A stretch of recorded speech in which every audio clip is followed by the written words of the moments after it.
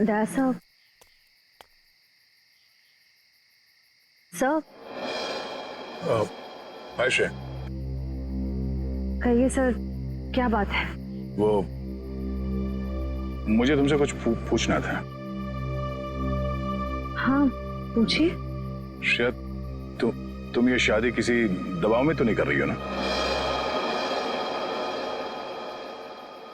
नहीं सर, आपको ऐसा क्यों लग रहा है?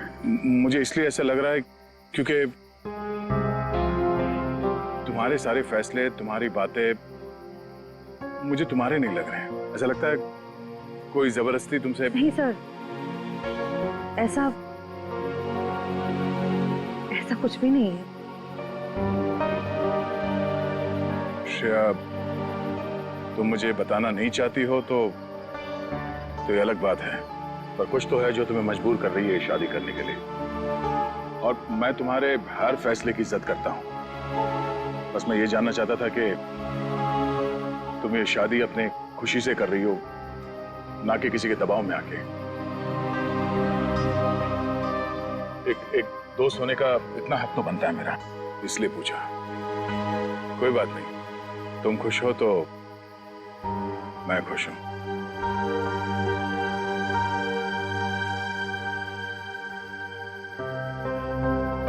ठीक है, अपना ख्याल रखना।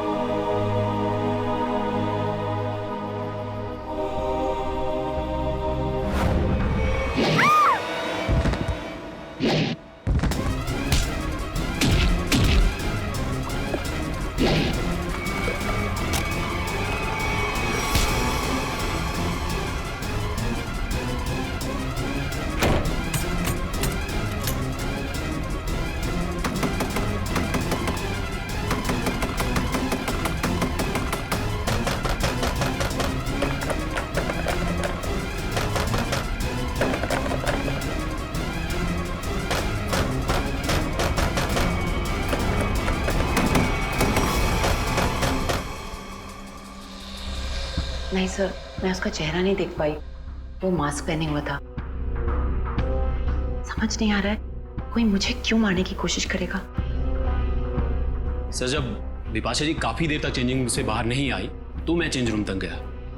मैंने देखा सर कि अंदर से कुछ अजीब सी आवाजें आ रही हैं। तब मैं अंदर गया, लेकिन वहां कोई भी नहीं था सर। बिपाशा जी बाथरूम के अंदर लॉक थी। आज कोई अनजान आदमी जिम के अंदर आया? नहीं सर। अच्छा sir, excuse me sir, CCTV footage check कर लिया है। मास्क वाला कोई भी आदमी अंदर नहीं आया, और जितने भी लोग अंदर आए वो सब क्लब के मेंबर्स हैं। अच्छा, कहीं कोई खिड़की उड़की से तो नहीं आ गया? हो सकता है सर। बिपाशा जी, ये बताइए कि आपकी किसी से कोई दुश्मनी या कोई अनबन? ऐसा तो कोई भी नहीं है। कुछ तो है बिपाशा जी, वरना कोई आपको क्यों मारना चाहेगा? अच्छा, याद कीजिए, आपके साथ हाल फिलहाल में कोई अजीब घटना घटी हो?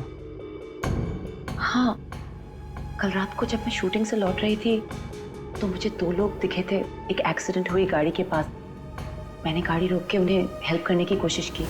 क्या कुछ मदद चाहिए? हमें कोई मदद नहीं चाहिए। लेकिन उन लोगों ने मदद लेने से साफ इनकार कर दिया।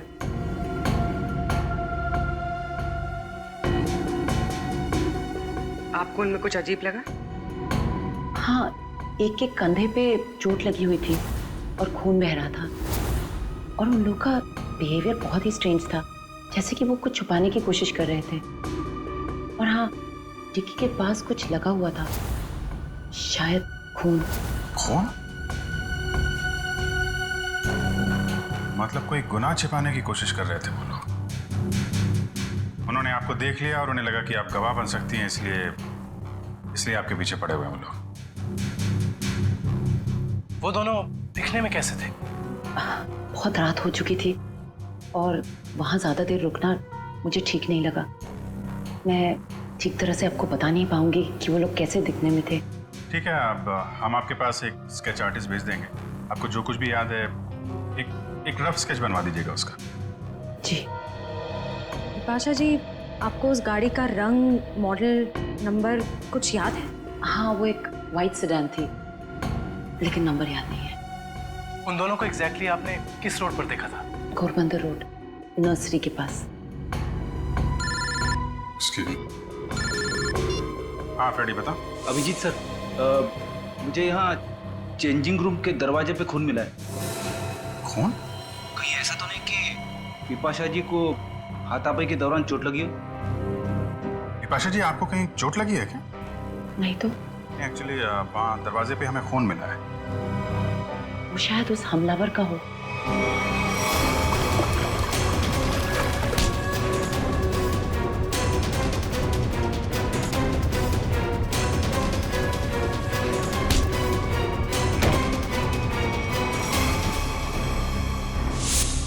फ्रेडी, उस खून का सैंपल ले लो और फॉरेंसिक भेज दो।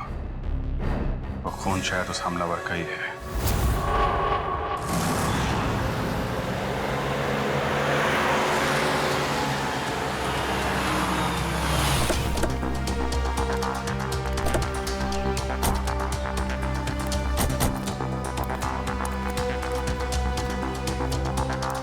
तो तुम्हारी गाड़ी यहीं पर रुकी थी? जी साहब।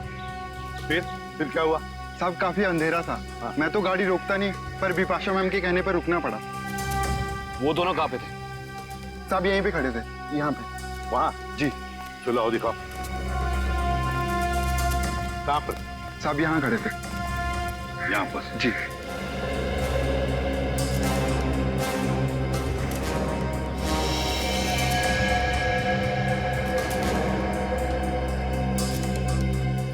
इंजन में लगता है सर। लगता है गाड़ी खराब थी। गाड़ी खराब थी क्या? जी सर।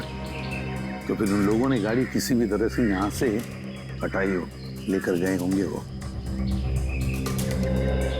सर, ये रास्ता काफी सुनसान लगता है। हो सकता है आसपास से कोई मैकेनिक आया हो। हाँ, पर भी हो सकता है। या फिर कोई टोइंग वैन मंगवाई हो गाड़ी ले जाने के लिए। एक काम करो, पता लगाओ आसपास कोई गराज या फिर ऑटोमोबाइल मैकेनिक या फिर टोइंग वैन वाला है क्या।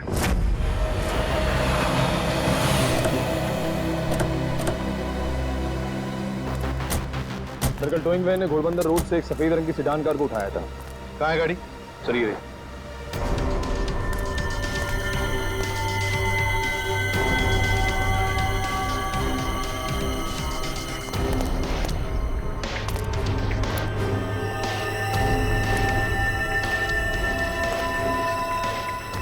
नंबर प्लेट्स गायब है। काम करो, तुम और पूर्वी गाड़ी को अंदर से बाहर से अच्छी तरह से चेक करो। एक बात बताओ, टोइंग वाले के साथ और भी कोई आया था? एक आदमी था सर। वो आदमी दिखने में कैसा था? लंबा था, काफी बड़ी टोपी पहने हुआ था और काला चश्मा में। अच्छा, शक्ल तो देखी होगी ना उसकी? सर उसकी टोपी इतनी बड़ी थी और चश्मा भी कि पहचान नहीं पाया। रात में टोपी और चश्मा, चेहरा छुपा रहा था सर। हाँ,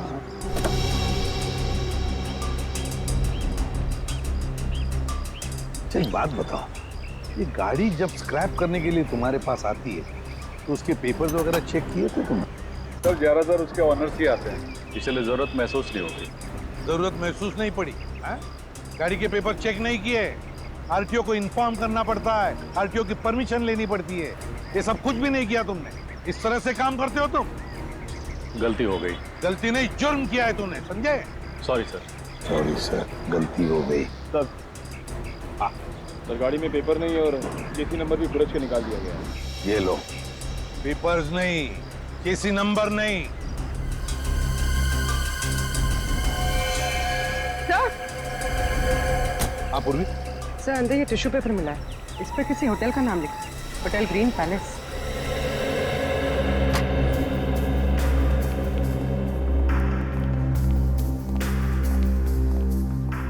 आप इस होटल के मैनेजर? Yes sir. देखिए हम लोग सीआईडी से। इस गाड़ी को देखिए, ये गाड़ी आपके होटल के किसी गेस्ट की है। क्या आप जानते हैं इस गाड़ी के बारे में? ये गाड़ी तो हमारे गेस्ट मिस्टर आनंद की है। क्या हुआ सर इन्हें? एक्चुअली हमें आनंद के बारे में थोड़ी जानकारी चाहिए थी आपसे। हाँ सर, पूछिए। आनंद जी पिछली बार आपके होटल में कब ठहरे थे? सर अभी 2 दिन पहले तो उन्होंने यहाँ से चेकआउट किया है। अच्छा, आनंद जी की कोई फोटो या आईडी वगैरह कुछ है आपके पास? हाँ सर, उनका फोटो आईडी है मेरे पास।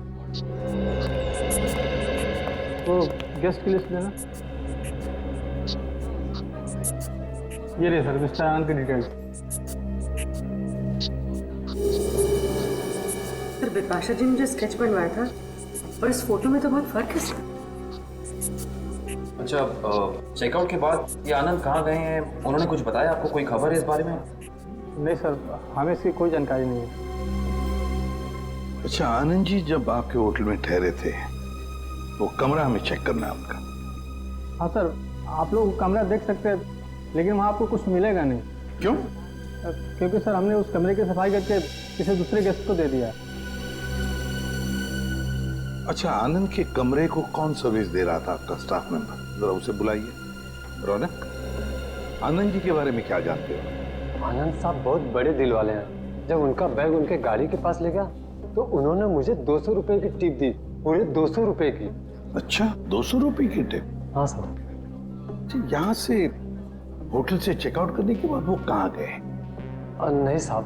नहीं मालूम? चलो, कभी आनंद जी को किसी के साथ फोन पर बात करते हुए सुना है? नहीं साहब। याद करो, शायद कुछ सुना होगा, याद करो। हाँ साहब, और बाहर निकलने के बाद जब उन्होंने मुझे पैसा दिया तो उनके पास 2 लोग आए।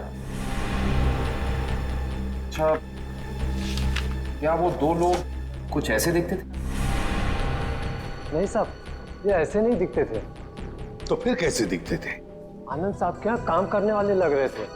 क्या क्या बातें हो रही थी इन तीनों के बीच में? आनंद साहब एक नक्शा दिखाकर बोले कि इस मंदिर के पास जल्दी जाना है। मंदिर के पास? मंदिर के पास जल्दी जाना है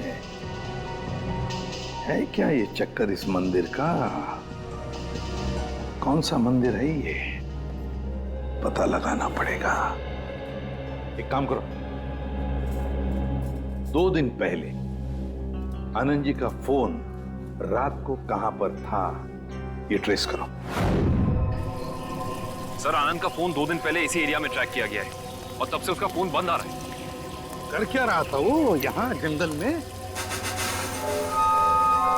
और सर बिपाशा जी ने जिन 2 लोगों को घोड़बंदर रोड पे बात करते हुए सुना था, रोड भी यहीं पास में है सर। अच्छा, हाँ, वो 2 जन जी पास वाले रोड पे बात कर रहे थे। इन दोनों चीजों का कोई ना कोई संबंध जरूर है, जरूर है संबंध।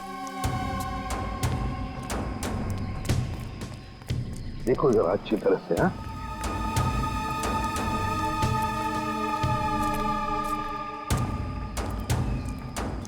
सर अनिकेत, सर यहाँ मिट्टी जमीन से काफी नरम और मुलायम है। हाँ,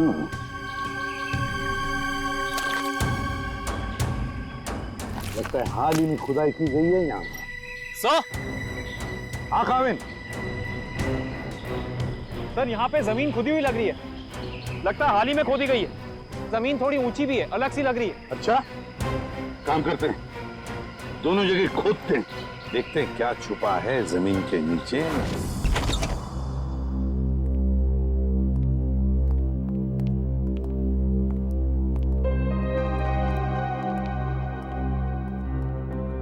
अरे वाह सर, आनंद का घर काफी अमीर आदमी का लग रहा है। और मुजरिम भी है।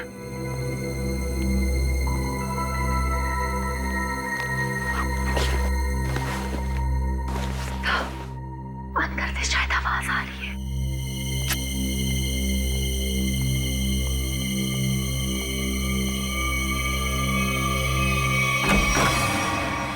हिलना मत।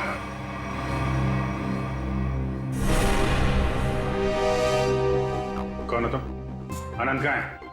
मुझे नहीं मालूम। चोरी करने आए? मैं चोर नहीं, पुलिस वाला हूं। मेरा आईडी कार्ड।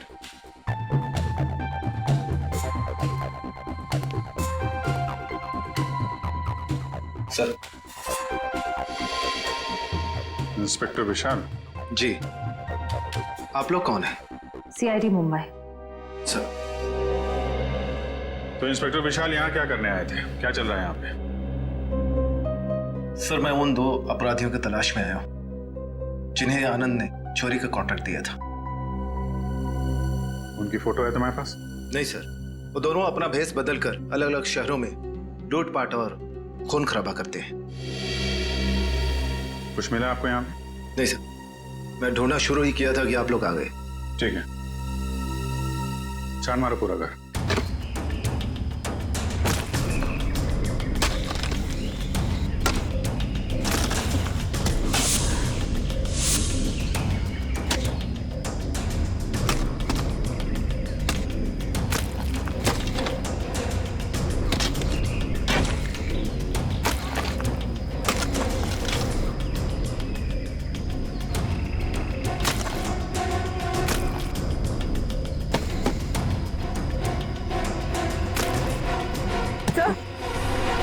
सर हाथ।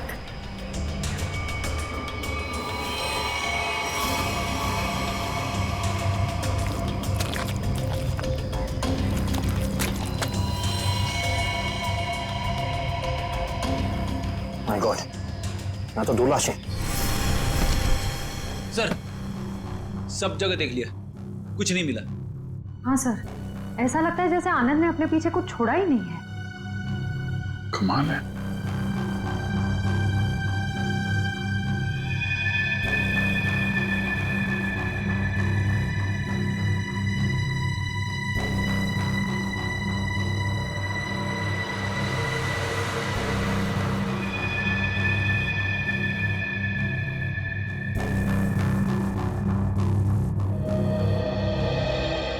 क्या फेरी, ये पेड़ जमीन से ऊपर की तरफ उगते हैं कि नीचे की तरफ? क्या बात कर रहे हो सर, पेड़ तो जमीन के ऊपर उगते हैं ना। हाँ वही मुझे भी लगा, लेकिन इस पेंटिंग में पेड़ नीचे की तरफ है। अरे हाँ, अरे पेंटिंग उल्टी लगी है यार, और क्या।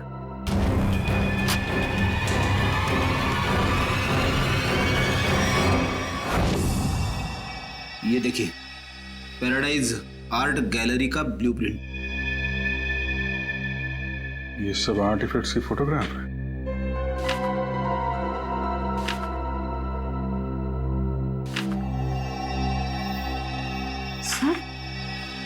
सर ये आर्टिफैक्ट, सर इसे तो कुछ दिन पहले सिटी म्यूजियम से चोरी किया गया था। सर इसकी कीमत तो करोड़ों में है।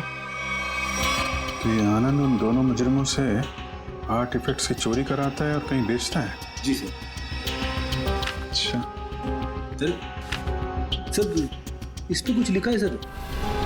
1500001 केल्वा।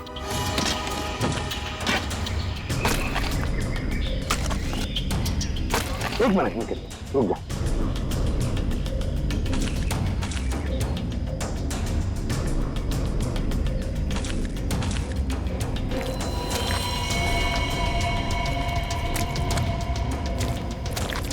दो लाशें हैं सर।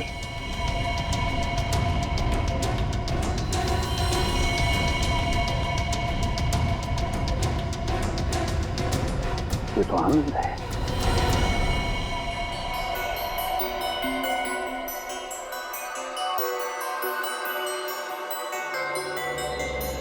डॉक्टर साहब, इन बॉडी से कुछ पता चला? हाँ काविन, इन 3 लोगों को तो गोली से मारा गया, लेकिन ये चौथा, ये आनंद, इसकी कहानी कुछ अलग है। हाँ सर, इसके तो चेहरे और सर पे चोट के निशान थे। बिल्कुल पूर्वी, इसके सर पर 2 चोट के निशान हैं, 2 अलग अलग किस्म की चोट के निशान। ये देखो, ये निशान किसी भारी वजनदार चीज की वार से हुआ है और इसकी वजह से इसकी खोपड़ी टूट गई। वो देखो। और ये जो दूसरा घाव जो इसके सर के अंदर तक हुआ है, वो किसी नुकीली चीज से किया गया है, शायद किसी कुल्हाड़ी से। इसका मतलब आनंद के सर पे 2 अलग अलग हथियारों से वार किया गया है। राइट शेर, 2 अलग अलग हथियारों से वार एक ही वक्त पे इसका मतलब हो सकता है वार करने वाले भी दो अलग अलग लोग हों। सर एक बात समझ में नहीं आ रही है, अगर खूनी इन तीनों को गोली से मार सकता था तो आनंद को, सर आनंद को इस तरह मारने की वजह टॉर्चर तो नहीं है? इसका मतलब एक बात तो तय है सर कि आनंद की इन दोनों हमलावरों से कोई गहरी दुश्मनी होगी, वरना कोई किसी को इतना दर्द देकर क्यों मारेगा इतनी बेरहमी से? सर उस बेलबॉय ने इन दो आदमियों को पहचान लिया था, ये आनंद के साथ ही थे। और ये चौथा आदमी शायद इन लोगों से मिलने जंगल में गया था किसी काम से। और इतना ही नहीं सर, उन्होंने आनंद को मारा और उसकी गाड़ी भी लेके भाग गए। अच्छा, जिम के चेंजिंग रूम में जो खून मिला था उससे कुछ पता चला? नहीं काविन, वो सैंपल्स हमारे रिकॉर्ड में किसी से मैच नहीं होते। लेकिन बिपाशा को जिस आदमी ने मारा था, जिसने हमला किया था, उसे एक खास किस्म की बीमारी है जो हमारे देश में बहुत कम गिने चुने लोगों को होती है। कौन सी बीमारी सर? इस बीमारी का नाम है वाइटलाइटिसिस। सर इस बीमारी में क्या होता है? इस बीमारी में इंसान की मसल्स में एक अजीब किस्म का डिसऑर्डर पैदा हो जाता है। उसकी मसल्स लूज पड़ने लगती है, कहीं भी किसी भी जगह अचानक उसकी मसल्स में झटका आना शुरू हो जाता है।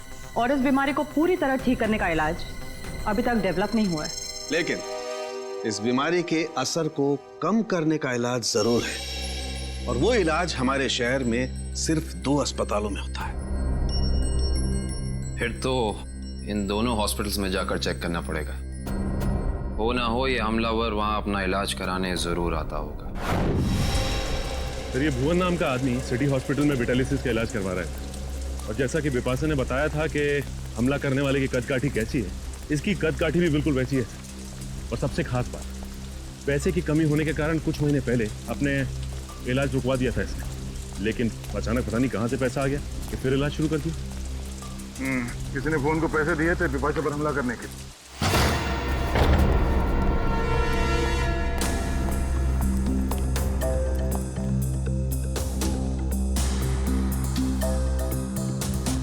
लगता है सर उसे हमारे आने की खबर मिल गई थी, इसलिए शायद वो निकल गया। रो भाग रहे।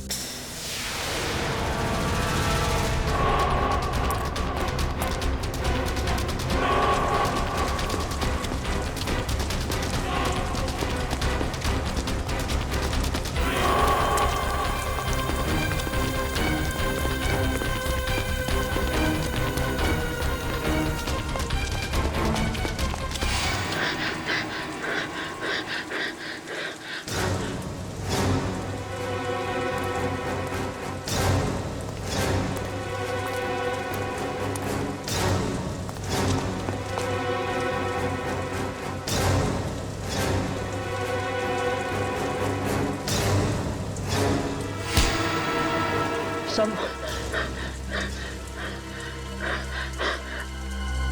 मुझे क्यों पकड़ा? क्या किया मैंने? बिपाशा पे हमला किया तुमने, उसे जान से मारने की कोशिश की। बोल, क्यों मारना चाहता था उसे? जल्दी बता। हाँ, मैंने कुछ नहीं किया था।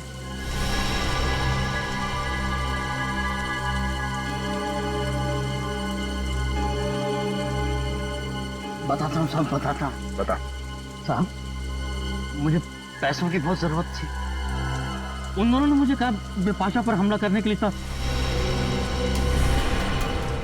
इस वक्त वो दोनों कहाँ मिलेंगे? मुझे कुछ नहीं मालूम साहब, कहाँ रहते हैं, कैसे दिखते हैं, कुछ नहीं पता था मुझे उनके बारे में। इनके लिए काम करता है, उनके बारे में कुछ नहीं जानता तू? सच कह रहा हूं साहब, 2 बार वो मुझसे मिले और दोनों बार उनके चेहरे ढके हुए थे साहब, छिपा के रखे हुए थे उन्होंने। तो ऐसे बच नहीं सकता है। का नाम, फोन नंबर या पता कुछ तो बताना पड़ेगा, वरना हम तेरी क्या हालत करेंगे ये तो सोच भी नहीं सकता। समझा? सामने सच कह रहा हूं साहब। बता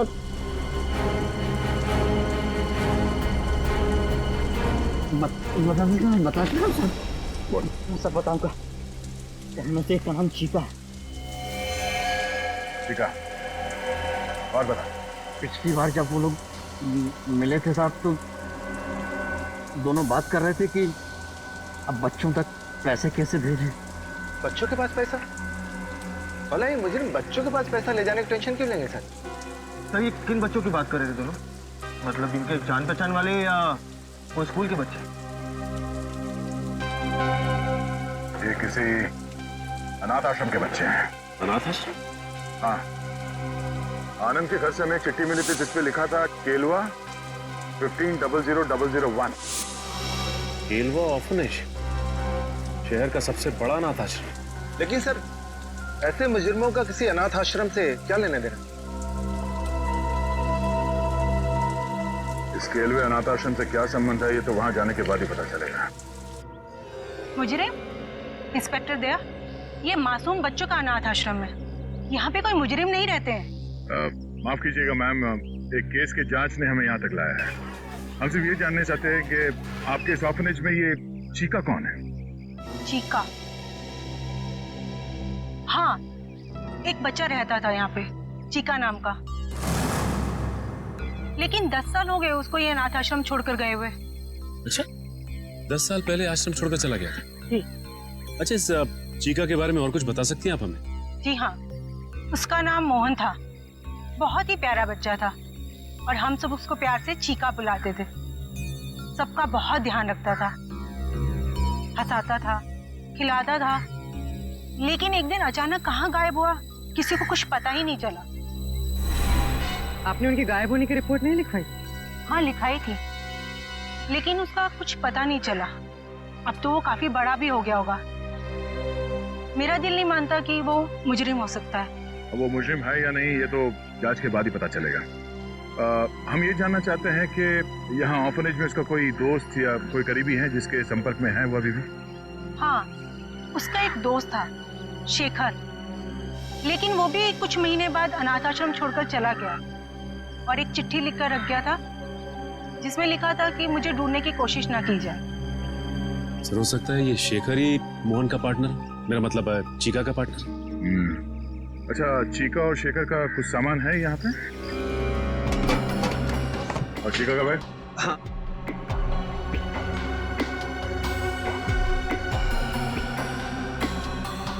ये चीका का है।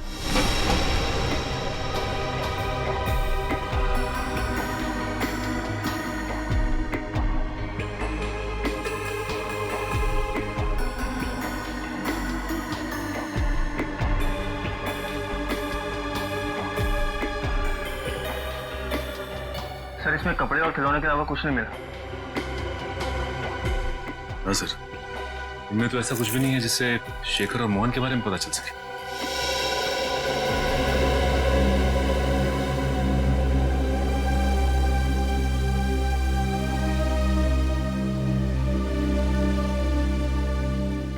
Thank you. ये क्या लगा तुम्हें? खून कैसे है? हाँ? वो कुछ नहीं, एक छोटी सी चोट लगी थी। सर, यही सवाल मैं इससे पूछ रही हूँ, पर ये कुछ जवाब ही नहीं दे रहा है। जल्दी बताओ रमेश, क्या हुआ? कुछ नहीं सर, वो बस ऐसे ही छोटी सी चोट लग गई थी। सर, 2 दिन पहले जब ये रात को बाहर से आया था तो इसके हाथ से खून बह रहा था, पर इसने कुछ जवाब नहीं दिया। सर, बिपाशा जी ने 2 दिन पहले रात को जिस आदमी को देखा था उसके हाथ पे भी चोट का निशान था। हाँ सर, ये केलवा अनाथ आश्रम और इसके हाथ पे लगी चोट, ये कोई इत्तेफाक नहीं हो सकता। Thank you very much madam, आपने हमारी इतनी मदद की। लगता है हम लोग गलत थे। और हाँ, थैंक यू चिका। Okay sir.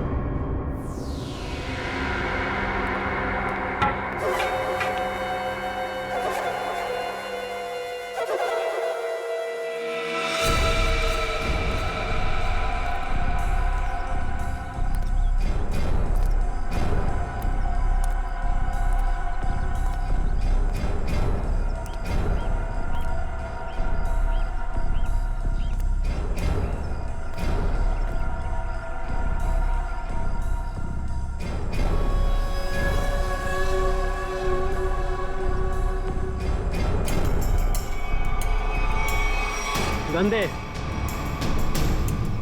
देख इधर।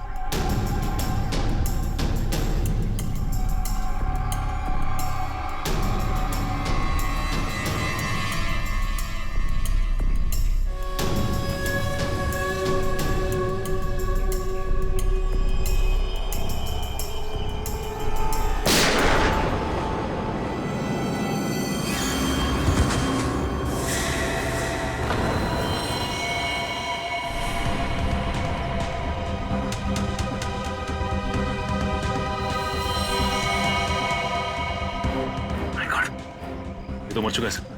मर चुका है? ये क्या किया तुमने? इसे गोली क्यों मारी? सर अगर मैं इसे गोली नहीं मारता तो सचिन सर को गोली मार देता। अरे तो इसके पैर पे गोली चलाता। सर मुझे जो समझ में आया वो मैंने किया सर।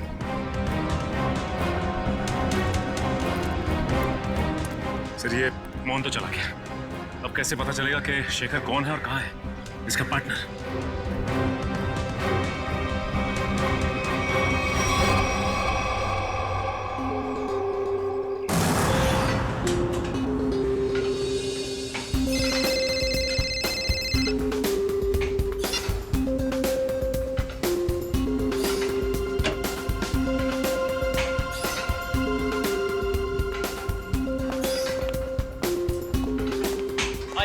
हाय। क्या फिल्म बनाई है मैम? अच्छी लगी तुम्हें? रियली सुपर हिट है। Thank you so much. Thank you. चलो क्या वर्कआउट हो गया आपका? हाँ हो गया, कुछ अर्जेंट काम है तो मैं निकलती हूँ। Okay bye. Okay bye bye, take care.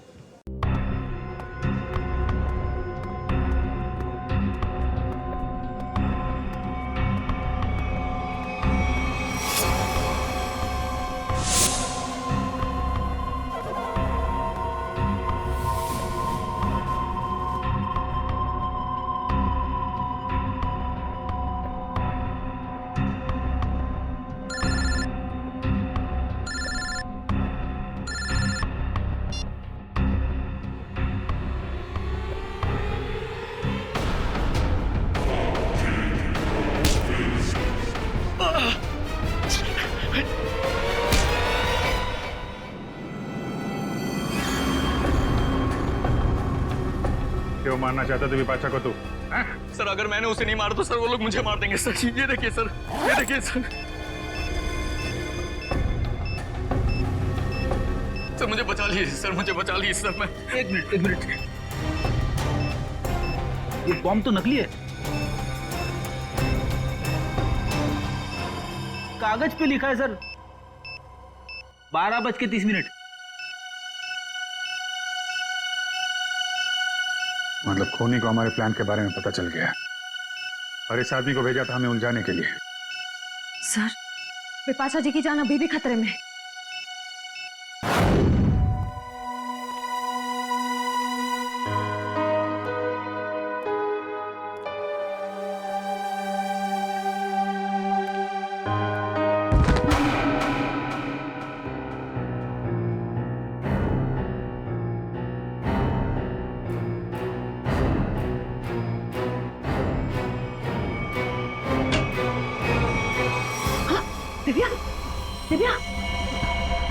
Divya oh my God. Divya क्या हुआ विपाशा जी? और इसे क्या हुआ? किसी ने इस पे हमला किया है। एक काम करते हम इसे अंदर लेके जाते हैं, क्या पता हमलावर इधर ही हो कहीं पे। हाँ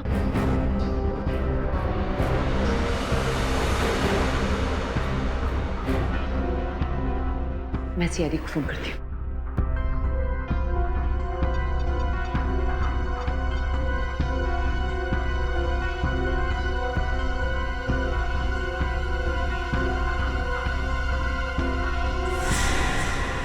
खूनी कोई औरत भी तो हो सकती है।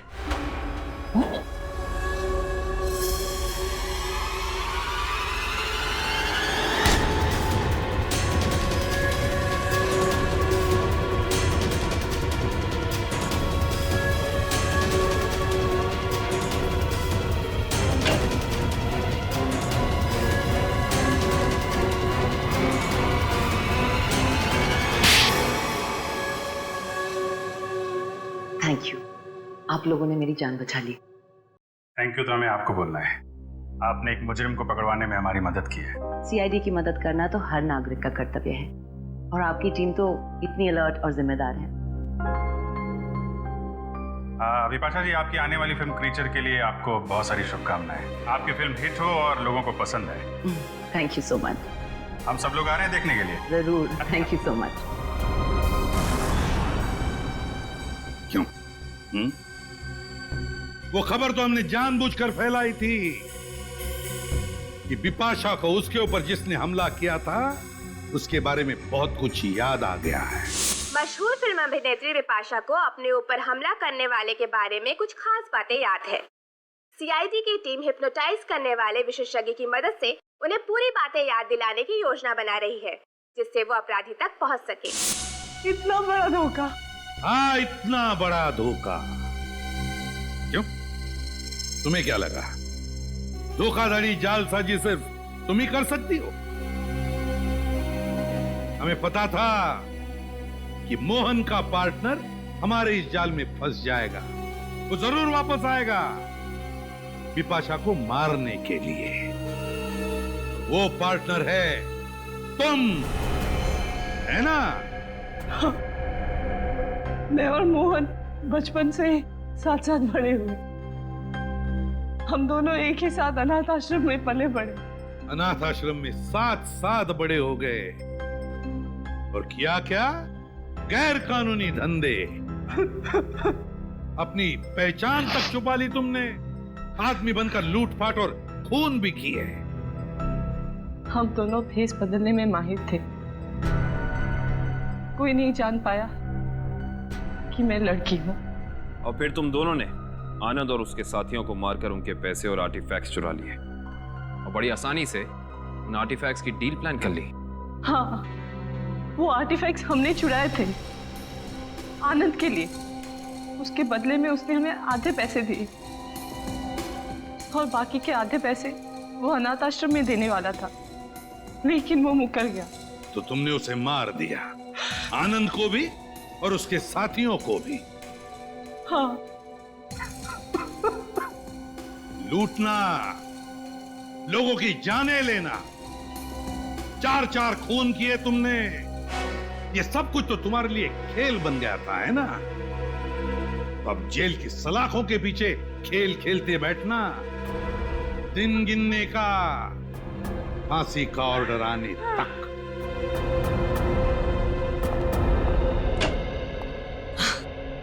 ये लो, आ गई मेरी प्यारी बेटी और हमारी होने वाली बहू। आओ बेटा, हम तुम्हारा इंतजार कर रहे थे। हाय सिद्धार्थ। हेलो। नमस्ते आंटी जी। अरे बेटी, भला कोई ऐसे नमस्ते करता है अपनी होने वाली सास को? जाओ, पैर छूकर उनके आशीर्वाद ले लो, जाओ। अरे अरे, ठीक है बेटा, तुम अभी भी ड्यूटी से आई हो ना, थक गई होगी। तुम जाओ, मुंह हाथ धो के आओ।